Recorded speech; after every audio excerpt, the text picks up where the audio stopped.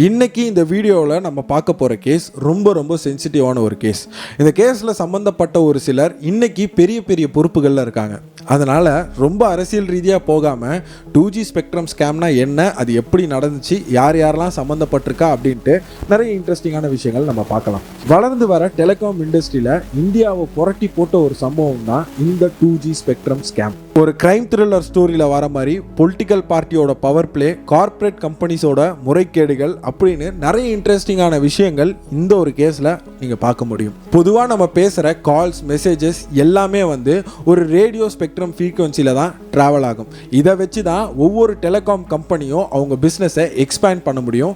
இதை வச்சு தான் ஒவ்வொரு டெலிகாம் கம்பெனியும் அவங்களுக்கான ஒரு சப்ஸ்கிரைபர்ஸை கொண்டு வர முடியும். இதை எப்படியாவது வாங்கணும்னு இந்தியன் கம்பெனிஸ் மட்டும் இல்லாமல் பல வெளிநாடு கம்பெனிஸும் இந்தியாவில் இன்வெஸ்ட் பண்ணணும்னு ரொம்ப குறியாக இருந்தாங்க. அதுக்கு சரியான தருணமாக அமைஞ்சது தான் 2008 நடந்த 2G ஸ்பெக்ட்ரம் ஒதுக்கீடு. உலகத்தில் இருந்த பல கம்பெனிகள் எப்படியாவது இந்த 2G லைசன்ஸை வாங்கணும் அப்படின்ட்டு ரொம்ப குறியாக இருந்தாங்க. என்னதான் இந்த 2G ஸ்பெக்ட்ரம் ஒதுக்கீடு ஒரு சரியான முறையில் நடக்கல அப்படின்னாலும் இதுக்கெல்லாம் காரணம் ராஜா அப்படிங்கிற ஒருத்தரை குற்றம் சாட்டினாலும், ஆனால் இந்தியாவில் 3G கொண்டு வந்ததுக்கு காரணமே அவர் தான் சொன்னால் உங்களால் நம்ப முடியுமா? அது மட்டும் இல்லாமல் உலகத்தில் கால் சேவை கொண்டு வந்ததும், ஒரு சிம்ல இருந்து இன்னொரு சிம் வச்சு மாற்றக்கூடிய மொபைல் போர்ட்டபிலிட்டி கொண்டு வந்ததும் ராஜா கீழே இருந்த தொலைத்தொடர்பு அமைச்சகம் தான்.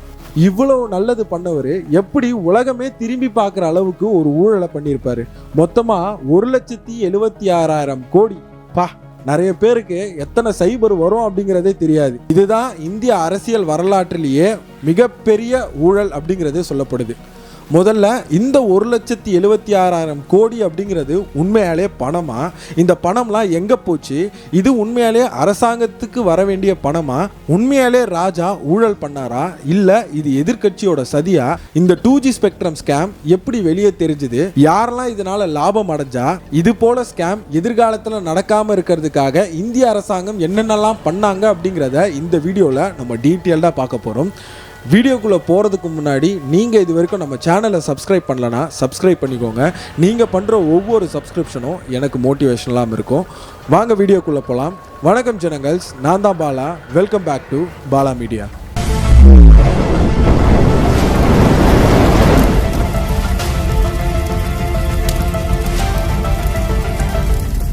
முதல்ல எவால்யூஷன் ஆஃப் டெலிகாம் இண்டஸ்ட்ரியை பற்றி பார்ப்போம்.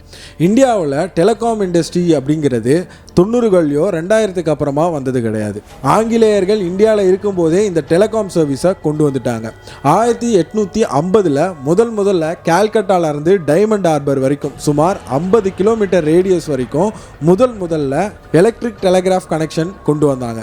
இது 1851 வரைக்கும் பிரிட்டிஷ் ஈஸ்ட் இந்தியா கம்பெனி மட்டும் யூஸ் பண்ணாங்க. அண்ட் அடுத்த 3 வருஷத்துக்கு அவங்களோட அரசாங்கம் மட்டும்தான் யூஸ் பண்ணிக்கிட்டு இருந்தாங்க. 1854க்கு அப்புறமா இது பொதுமக்களும் யூஸ் பண்ண ஆரம்பித்தாங்க. அதுக்கப்புறம் 1884 இந்தியாவில் முதல்ல டெலிஃபோன் அப்படிங்கிற ஒரு கான்செப்ட் வருது. கொஞ்சம் வருஷம் கழித்து கால்கட்டா, மும்பை, சென்னை அப்படின்னு இந்தியாவில் இந்த 3 இடங்களில் நிறைய டெலிஃபோன் எக்ஸ்சேஞ்சஸ் உருவாகுது. 15 வருஷத்துக்கு அப்புறமா இந்தியா முழுக்க 50,000 டெலிஃபோன் கனெக்ஷன்ஸ் உருவாயிருந்துச்சு. 1947 இந்தியாவுக்கு விடுதலை கிடைச்சதுக்கு அப்புறமா இந்த டெலிஃபோன் கனெக்ஷன் லைன்ஸ் எல்லாம் சேதமடைஞ்சு போச்சு. விடுதலைக்கு அப்புறமாவும் இந்தியாவுக்கு எப்படியாவது இந்த ஒரு டெலிஃபோன் கனெக்ஷனை எந்த ஒரு பாதிப்பும் இல்லாமல் சரியான முறையில் இந்தியாவில் இருக்க மூளை முடுக்கெல்லாம் கொண்டு போய் சேர்க்கணும் அப்படின்னு கொண்டு வரப்பட்டது தான் இந்த தகவல் மற்றும் தபால் தொடர்பு துறை. ஆனால் இந்தியானால ப்ராப்பரான ஒரு டெலிகாம் சர்வீஸை கொண்டு வர்றதுக்கு 50 வருஷம் ஆயிடுச்சு. 90களில் டெலிகாம் இண்டஸ்ட்ரியில் நிறைய டேர்னிங் பாயிண்ட்ஸ் நடக்குது. 1998 ட்ராய் அப்படிங்கிற ஒரு அமைப்பு உருவாகுது. Telecom regulatory authority of India. இவங்களோட பொறுப்பு அப்படிங்கிறது என்ன அப்படிங்கிறத பார்த்தீங்கன்னா டெலிகாம் இண்டஸ்ட்ரியை ஒழுங்குபடுத்துறதும் கஸ்டமர்ஸை பாதுகாக்கிறது தான். அதுக்கப்புறம் 1999 இந்திய அரசாங்கம் நியூ டெலிகாம் பாலிசி ஒன்று கொண்டு வராங்க. இது மூலயமா ஏற்கனவே லைசன்ஸ் வச்சிருக்க பிரைவேட் கம்பெனி கூட ரெவன்யூ அக்ரிமெண்ட் ஷேர் பண்ணாங்க. இது மூலயமா டெலிகாம் இண்டஸ்ட்ரீஸ் நல்ல வரவேற்பு கிடைச்சது. 2000ங்களுக்கு அப்புறமா ப்ரீபெய்ட் சர்வீஸ் கொண்டு வந்தாங்க. பல கம்பெனிஸ் போட்டி போட்டுட்டு விலை கம்மியாக ப்ரீபெய்ட் சர்வீஸ் கொடுத்தாங்க. இதனால இந்தியாவில் இருக்க கிராமங்களில் கூட நல்ல ஒரு டெலிஃபோன் சர்வீஸ் கிடைச்சிது. இந்தியாவில் ஹைஸ்பீட் இன்டர்நெட் வந்ததுக்கு அப்புறமா இந்தியாவில் இருந்த நிறைய செக்டார்ஸ் டெவலப் ஆயிடுச்சு. அடுத்து ஸ்பெக்ட்ரம்னா என்ன அப்படிங்கிறத பார்ப்போம். ஸ்பெக்ட்ரம்னா என்ன அப்படிங்கிறத பார்த்தீங்கன்னா அலைக்கற்று. டெலிகாம் இண்டஸ்ட்ரீஸில் இந்த 2G 3G 4G 5G ஒவ்வொரு ஜென்ரேஷனை வந்து இன்ட்ரடியூஸ் பண்ணும்போதும் ஒவ்வொரு தடவை அலைக்கற்றை வெளியே விடுவாங்க. இதை புரிகிற மாதிரி சொல்லணும் அப்படின்னா, இப்போ ஏலேருந்து பிக்கு நான் ஒரு இன்ஃபர்மேஷன் அனுப்புகிறேன் அப்படின்னா அது ஒரு கம்யூனிகேஷன். இதே நான் கண்ணுக்கு தெரியாமல் காற்றுல அனுப்புனேன்னா அதுதான் ஒயர்லெஸ் கம்யூனிகேஷன். நம்ம பண்ணுற மெசேஜஸ், ஃபோன் கால்ஸ், வீடியோஸ் இது எல்லாமே வந்து ஒயர்லெஸ் கம்யூனிகேஷன் தான். இந்த ஒயர்லெஸ் கம்யூனிகேஷன் எல்லாமே ஒரு எலக்ட்ரோ மேக்னெட்டிக் ஸ்பெக்ட்ரம் மூலயமா தான் நடக்குது. ஒரு ஹைவே எடுத்துட்டிங்கன்னா 4 லேன் இருக்கும். அதுபோல் இந்த எலக்ட்ரோ மேக்னெட்டிக் ஸ்பெக்ட்ரம் எடுத்துக்கிட்டிங்கன்னா நிறைய ஃப்ரீக்வன்சிஸ் இருக்கும். அதில் ஒரு பார்ட்டு தான் இந்த மொபைல் கம்யூனிகேஷனுக்காக நம்ம யூஸ் பண்ணுறோம். அதில் ஒரு போர்ஷனை தான் பார்ட்டாக வெட்டி கம்பெனிஸ்க்கு சேல் பண்ணிடுவாங்க. அதுக்கு பேர் தான் ஸ்பெக்ட்ரம் அலோகேஷன்ஸ். இந்தியா மாதிரி ஒரு நாளைக்கு கோடிக்கணக்கான மெசேஜ் கால்ஸ்லாம் பண்ணக்கூடிய நாடுகளில் இந்த ஸ்பெக்ட்ரம் அலோகேஷன் அப்படிங்கிறது ரொம்ப பெரிய லெவலில் நடக்கும். அது மட்டும் இல்லாமல் இந்த ஒயர்லெஸ் கம்யூனிகேஷன் அப்படிங்கிறது ஒரு ஆடம்பரமாக இல்லாமல் எதிர்காலத்தில் இது மக்களோட ஒரு அத்தியாவசிய தேவைகளில் ஒன்றா உருவாயிடும் அப்படிங்கிறதுக்காக அந்த ஒரு பொறுப்பை எல்லாத்தையுமே பிரைவேட் கம்பெனிஸ் கிட்ட ஒப்படைக்காமல் இந்திய அரசாங்கமே வச்சுக்கிட்டாங்க. இதுக்கு தான் நம்ம நாட்டில் டிபார்ட்மெண்ட் ஆஃப் டெலிகம்யூனிகேஷன் அப்படிங்கிற ஒரு துறை இருக்குது. இந்த ஒரு டிபார்ட்மெண்ட் என்ன பண்ணும் அப்படிங்கிறத பார்த்தீங்கன்னா ஸ்பெக்ட்ரம் அலோகேஷன் பண்ணணும். அது மட்டும் இல்லாமல் கவர்மெண்ட்டுக்கு நிறைய ரெவென்யூ ஜென்ரேட் பண்ணி கொடுக்கணும். இதனால மக்களுக்கு என்ன நல்லது நடக்குது அப்படிங்கிறத பார்த்தீங்கன்னா 1980களில் 90களெல்லாம் பார்த்தீங்கன்னா டெலிஃபோன் கனெக்ஷன் அப்படிங்கிறது யாராவது ஒருத்தரோட வீட்டில் தான் இருக்கணும். நம்ம யார்கிட்டையாவது பேசணும் அப்படின்னாலும், யாராவது நம்ம கிட்ட பேசணும் அப்படின்னாலும் டெலிஃபோன் கனெக்ஷன் இருக்கிற வீட்டில் தான் போயிட்டு நம்ம பேச முடியும்.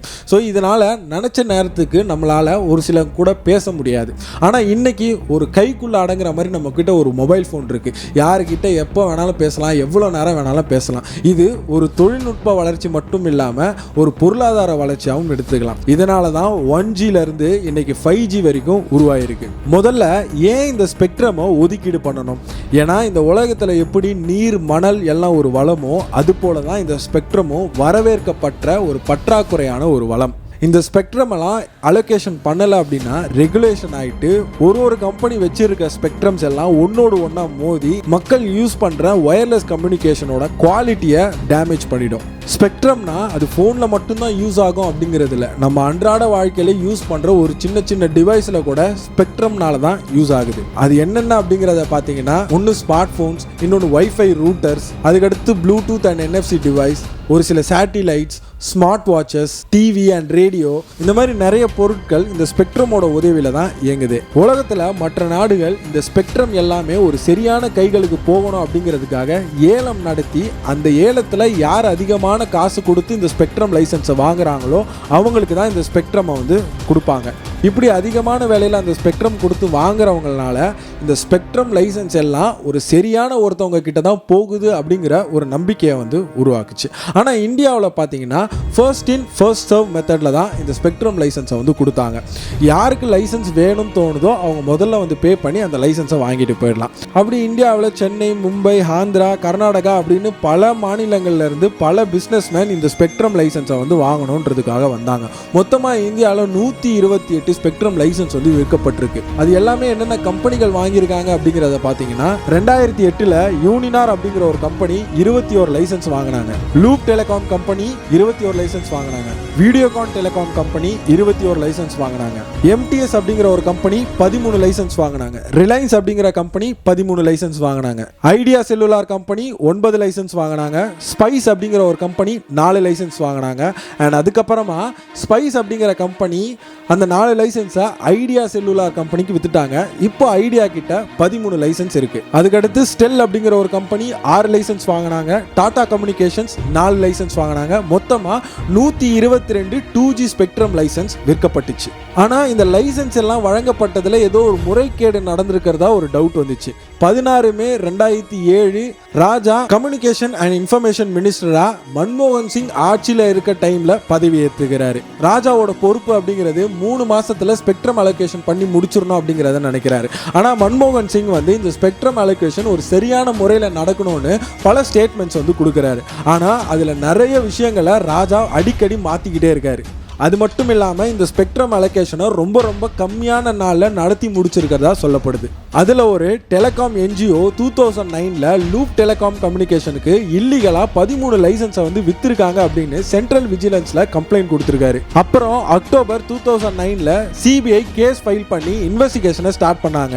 அதுக்கடுத்து 1971 CAG comptroller and audit general அப்படிங்கிற ஒரு அமைப்பு உருவாச்சு. இந்த ஒரு அமைப்பு இந்திய நாட்டோட கணக்கு வழக்கு பார்ப்பாங்க. நம்ம எப்படி டாக்ஸ் ஃபைல் பண்றோமோ நமக்கு ஆடிட்டர் யாரு அப்படிங்கிறது தெரியும். அது போல இந்த அமைப்பு இந்திய நாட்டோட வரவு செலவு கணக்கை பார்ப்பாங்க. இவங்க டைரக்டா பிரசிடென்ட்டுக்கே ரிப்போர்ட் பண்ணுவாங்க. 16 நவம்பர் 2010 சிஏஜி ஒரு ரிப்போர்ட் கொடுக்குறாங்க. ஸ்பெக்ட்ரம் அலோகேஷன்ஸ்ல ஒரு முறைகேடு நடந்திருக்கு அப்படின்னும் அந்த ஸ்பெக்ட்ரம் லைசன்ஸ் எல்லாமே அடிமட்ட விலைக்கு வித்திருக்காங்க அப்படிங்கிறது கொடுக்குறாங்க. இதனால இந்திய அரசாங்கத்துக்கு 1,76,000 கோடி நஷ்டம் ஏற்பட்டிருக்கு அப்படிங்கிறது சொல்றாங்க. தகுதியே இல்லாத கம்பெனிஸ் கூட வந்து ஃப்ராட் பண்ணி லைசன்ஸ் வாங்கியிருக்காங்க அப்படிங்கிறது சொல்றாங்க. அப்படி வாங்கின லைசன்ஸை வெளிநாடு கம்பெனிகளுக்கு அதிக விலைக்கு வித்திருக்காங்க. இதெல்லாம் கணக்கு பண்ணி பார்க்கும்போது தான் 1,76,000 கோடி வருது அப்படிங்கிறது சொல்றாங்க. அது மட்டும் இல்லாமல் ராஜாவும் அவரோட டீமும் பல முறை வந்து பாலிசியை வந்து சேஞ்ச் பண்ணிக்கிட்டே இருந்திருக்காங்க அப்படிங்கிறத சொல்றாங்க.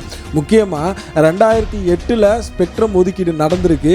அந்த ரேட்டு எல்லாமே 2008 என்ன ரேட் இருக்கோ அதுபடி விற்காம 2001 இருக்க ரேட்டையும் 2001 இருக்க பாலிசியை ஃபாலோ பண்ணி லைசன்ஸ் வந்து கொடுத்துருக்காங்க. இதுதான் ஒரு மிகப்பெரிய குற்றச்சாட்டா ராஜா மேலே வைக்கப்படுது. இது வரைக்கும் பார்த்ததில் இந்த 2G ஸ்கேம் எப்படி நடந்திருக்கு, இதை எப்படி கண்டுபிடிச்சாங்க, இதில் எவ்வளோ இந்திய அரசாங்கத்துக்கு நஷ்டம் ஆயிருக்கு, இதில் யார் யாரெல்லாம் சம்மந்தப்பட்டிருக்கா அப்படிங்கிறது எல்லாத்தையுமே நம்ம பார்த்துருக்கோம்.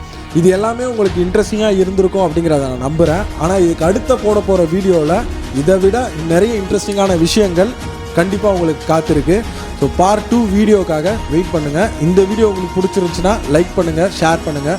முக்கியமாக பாலா மீடியா சேனலை சப்ஸ்கிரைப் பண்ணிக்கோங்க. என்ன பர்சனலாக எங்கேயாவது ஃபாலோ பண்ணணும் அப்படிங்கிற நினச்சிங்கன்னா ஃபேஸ்புக், ட்விட்டர், இன்ஸ்டாகிராம் எல்லா சோஷியல் மீடியாவோட ப்ரொஃபைல் லிங்க்ஸும் கீழே டிஸ்கிரிப்ஷனில் கொடுத்துருக்கேன்.